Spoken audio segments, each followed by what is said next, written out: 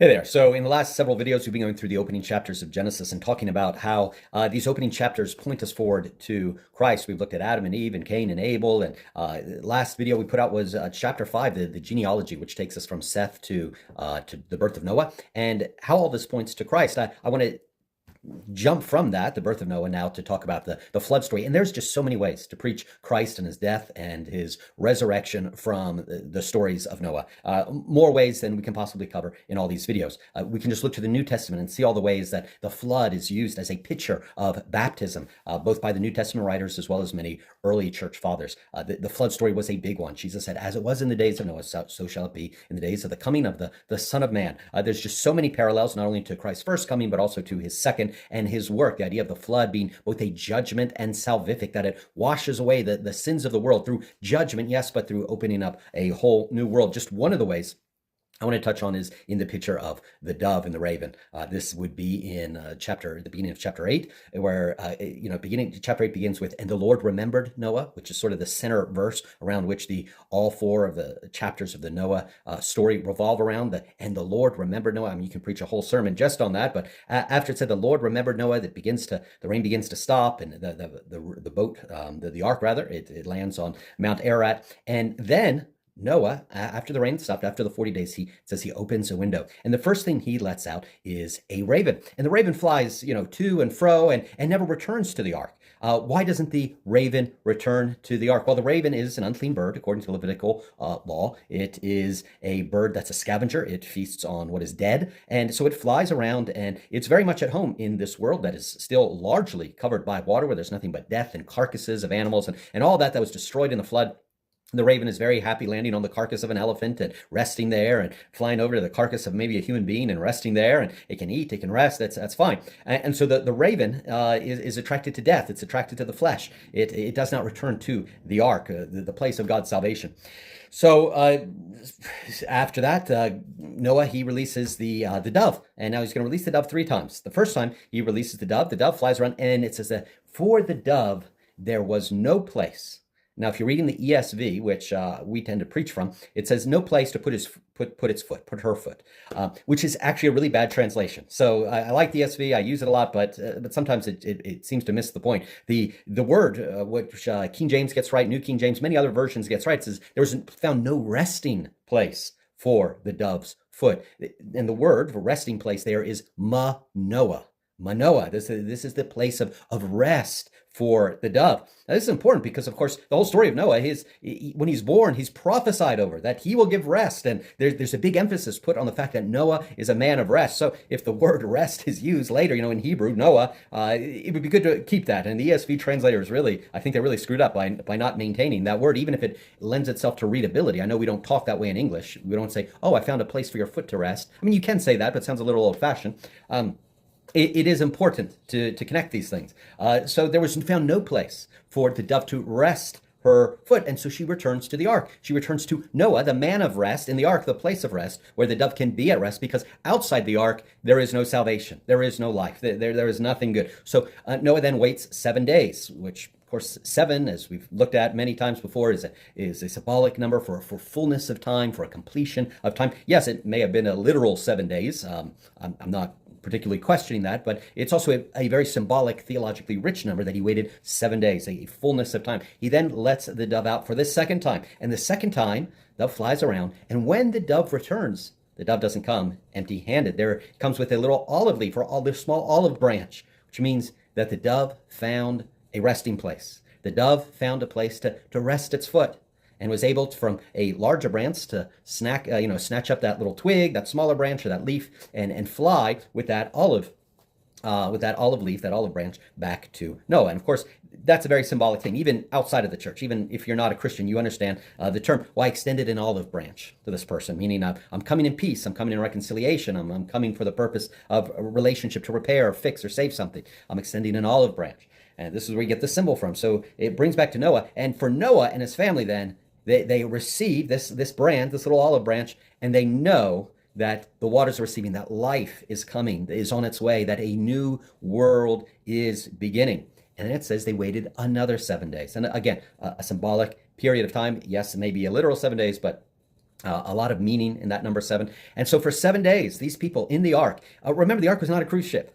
The ark was in many ways wasn't a nice place. You know, you're shoved in there with a bunch of stinky animals. You have to shovel their poo out overboard, and you know you're in there with your in-laws. I mean, some of you can't even go through the holidays without getting in arguments with your family members and in-laws, and they're all stuck there in the boat just waiting for the waters to recede. They've been in there several months with smelly animals and maybe smelly in-laws, and they're holding on to this leaf, this branch that is a symbol, it is a token, it is a sign of the new world to come. They're probably passing that thing around, feeling it, smelling it. The leaves of the olive tree are evergreen.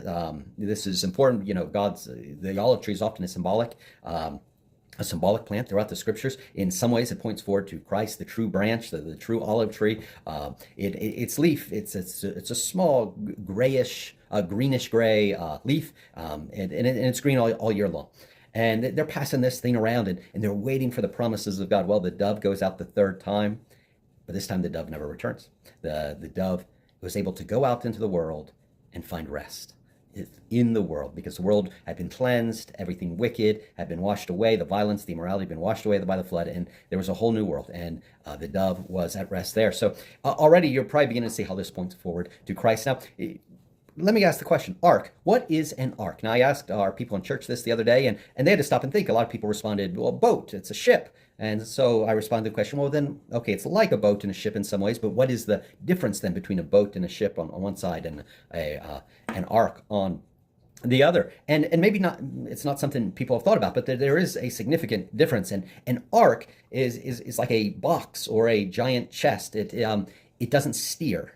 A boat and a ship are built for direction. They're kind of built to navigate you from one place to another. On a boat or a ship, you'll have a giant wheel and a rudder, and in an ark, you don't have that. It's a giant chest, a giant box. The Noah's Ark was a giant box the size of like a football field, and it floated, and it kept stuff safe. It was a treasure, like a treasure box, and it floated on top of the water, and then it was brought back down. But Noah wasn't a captain. He wasn't up there with the wheels, steering the boat.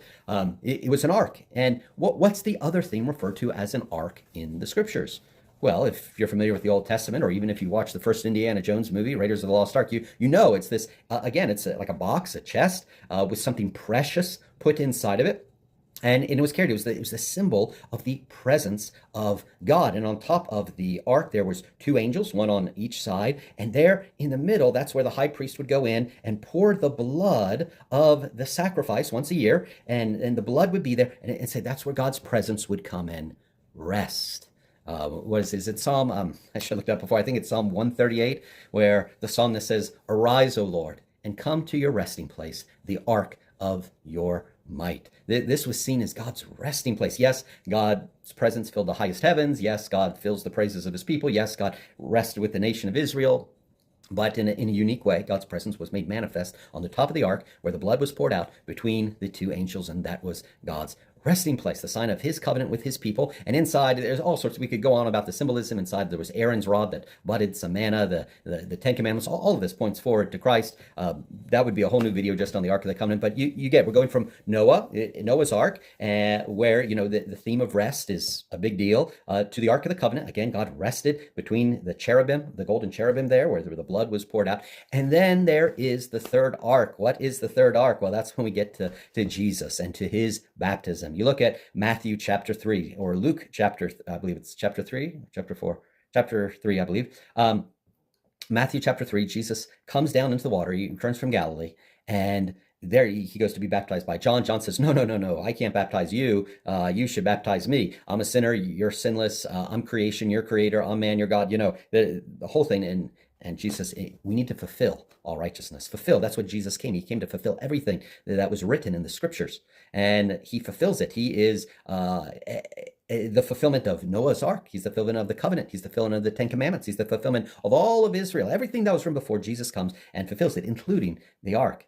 And so Jesus is baptized. Some scholars think he was baptized in the same place that the Ark, the Ark, it's so similar to Noah's Ark in many ways. And one of the ways is it took people from one world to the other. Remember, the Ark of the Covenant was made by Moses and by Israel when they were out in the wilderness and carried around in the wilderness. And then the Ark led the way into the Jordan River. When the Ark went into the Jordan River, a pathway opened for the people of Israel then to come from the wilderness into the promised land, because the Ark opened up a way in the Jordan and took God's people from an old world, a wilderness, to a new world, one flowing of milk and honey. And of course, that's very similar to the Noah story. The ark took Noah and his family from the old world of sin and death and violence to a whole new world. Now Jesus is coming into the Jordan. Some think it may have been in the same place where the priests carried the ark and the water separated for Israel to come through. Jesus comes into the water, and what comes down on top of Jesus?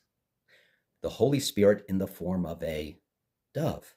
Now it wasn't a dove. The Holy Spirit's not a bird, but the Holy Spirit came out in a form as a dove. Why? Because the symbol here is that the dove has found its resting place. That through all of human history, the Holy Spirit's gone to and fro throughout the world looking for someone whose heart is perfect towards him. And yes, there is a measure of the Spirit given to prophets to prophesy. And when they're done prophesying, that measure of the Spirit's taking back. And, prophets would say sometimes, the Spirit of the Lord came on me and I prophesied. And then, again, at a later time, the Spirit of the Lord came on me and I prophesied. Or, the king or King David or somebody, King Saul, they'd have to do something mighty. And so a measure of the Spirit would come on them to do something powerful in the terms of leadership or warfare. But it says of Jesus, it says in Luke chapter 3, and the Spirit that came down in a form of a dove, and it rested upon him. That just as the dove rested upon the olive branch, that the dove came and rested upon Christ, the true olive branch. And Christ and him crucified is what we hold as Christians in the church. We are in the church and we are holding Christ and him crucified. We are holding on to the cross of Christ, believing that one day the whole world will be made new. And one of these days, Christ will return and a door will open up to a whole new world like we can't even imagine. And the Holy Spirit just won't be upon Christ or upon his church, the ark, but upon the whole world. The Spirit of God like a river will flow throughout the nations and bring healing to everything and every place, and everything sad will become untrue. So Christ is our resting place. He is the true ark. He is the true resting place. He is the true olive leaf, the true olive branch that God brings us as we wait for his second coming. Okay, this is just one way in which we find Christ in the Noah story. There are many others. I leave this out for you for your own personal study or to use if you're teaching or preaching through it. May God bless you. If you like these videos, please like and subscribe because we're going to continue to put more of this stuff out. God bless and later.